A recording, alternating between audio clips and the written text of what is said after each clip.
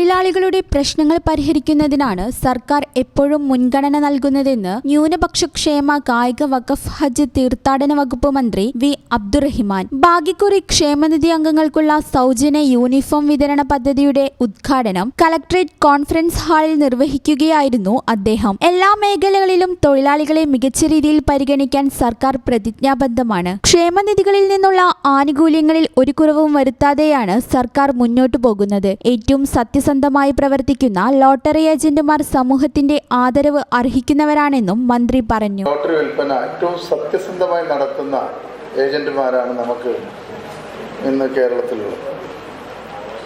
ഈ മേഖലയിൽ യാതൊരു കൃത്രിമവും കാണിക്കാൻ സാധാരണയായി നമ്മുടെ ലോട്ടറി വിൽപ്പനക്കാരോ അതിൻ്റെ ഏജന്റുമാരോ ശ്രമിക്കാറില്ല.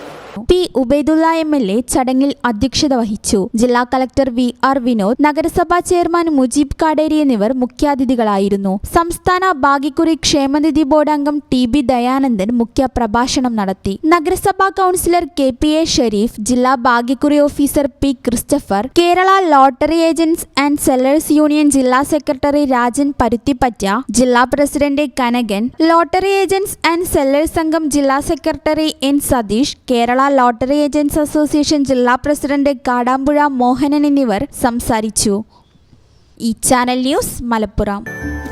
Qatar golden diamonds, Calicut road, Valanchery main road,